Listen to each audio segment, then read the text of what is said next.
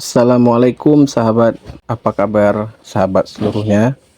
Semoga dalam keadaan baik-baik saja. Kita ketemu lagi ya sahabat.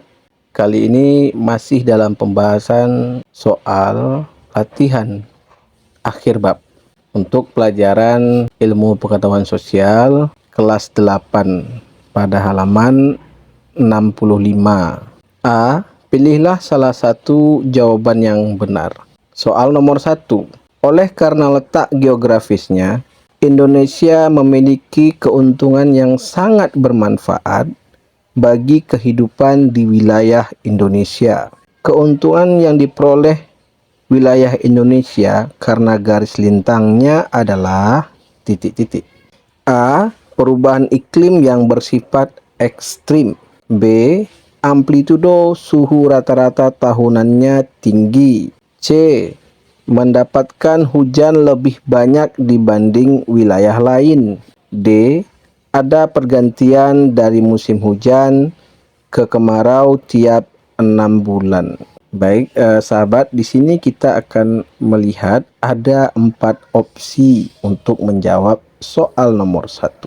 Dalam ringkasan pertanyaannya itu adalah yang ditanya keuntungan yang diperoleh Indonesia karena wilayahnya melalui garis lintangnya ya, garis lintang, garis bujur ya, itu letak Indonesia secara astronomis ya sahabat ya.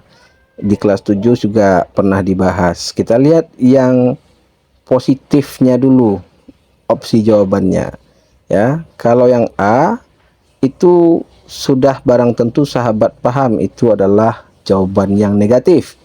Ada iklim ekstrim di situ ya. Kemudian yang B ini juga ekstrim ya, amplitudo tahunnya tinggi gitu ya, berarti juga negatif. Berarti tinggal C dan D ya sahabat ya, mendapat hujan lebih banyak atau pergantian dari musim hujan ke kemarau tiap 6 bulan ya. Baik sahabat, kita lihat itu adalah C ya, mendapat hujan lebih banyak dibanding wilayah lain. Kita lanjutkan ke soal nomor 2. Ini ada peta ya sahabat ya. Perhatikan gambar berikut. Ini adalah peta Indonesia. Di situ tertulis angka 2 dan angka 3. Angka 2 itu posisinya di mana, angka 3 itu posisinya di mana. Kita lihat dulu pertanyaannya. Garis imajiner yang menandai batas keragaman hayati antara zona 1 dan zona 2 pada gambar disebut garis. Oke. A. Weber, B. Wallace, C. Lydekker, D. Junghun. Oke. Kalau untuk Junghun sahabat sudah pasti tidak akan menjawabnya karena Junghun ini adalah garis iklim ya sahabat ya. Pendapat tentang iklim itu teori Junghun namanya ya. Kemudian ada Lydekker ya. Lydekker ini pengertiannya adalah garis pembatas ya antara Wallace dan Australis. Wallace dan Australis itu disebut dengan Lydekker ya sahabat ya. Kemudian ada Wallace atau Wallace. Wallace ini membatasi fauna di wilayah barat dan tengah. Oke, barat tengah itu zona berapa kira-kira ya? Zona 2 itu tengah, zona 1 itu barat. Oke, kita lihat dulu yang A, Weber. Weber itu tengah dan timur, berarti 2 dan 3. Sesuai pertanyaan, maka jawabannya adalah Wallace atau Wales ya, barat dan tengah. Kita lanjut ke soal nomor 3. Indonesia memiliki keberagaman sosial budaya dalam masyarakatnya yang menjadi identitas budaya. Berikut ini yang bukan contoh identitas budaya yang dimiliki masyarakat Indonesia. A. Sistem subak pada masyarakat Bali. B. Tradisi grebek sawal di Yogyakarta. C. Tren pergaulan modern di kota besar. D. Budaya pikukuh karuhun pada masyarakat Baduy. Karena yang ditanya yang bukan, ini menjawabnya sangat gampang sekali sahabat. Mana yang bukan budaya Indonesia? Ya. Oke, bisa dipikirkan sahabat. Ya, tebakannya sangat betul dan benar, yaitu C. Nomor 3 C.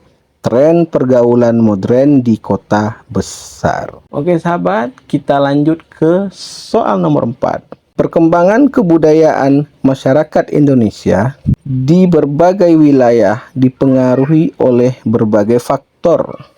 Faktor yang mendorong berkembangnya kebudayaan Subak di Bali adalah titik-titik. A. Budaya tradisi leluhur. B. Tanah yang subur karena adanya gunung berapi. C. Iklim yang tidak menentu mengakibatkan tanah menjadi kering. D.